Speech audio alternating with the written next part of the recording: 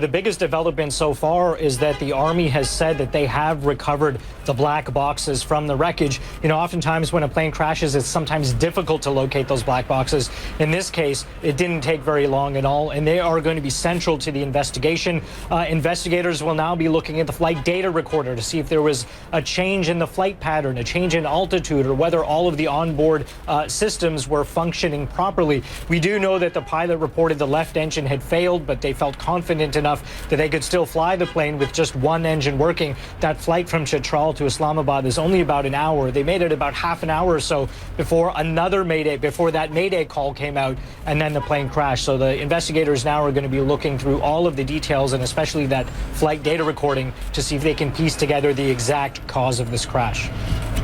Mohammed, this crash has renewed safety fears about the record of Pakistan International Airlines. What sort of efforts are being made to try and allay those fears?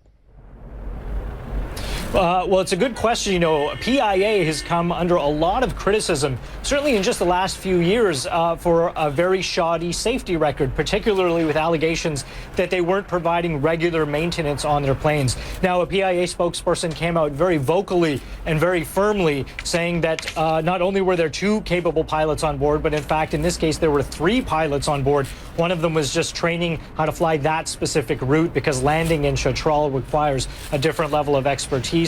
They say that training pilot was not behind the controls of the aircraft when the plane crashed, but of course that's something that the flight recorder will be able to determine.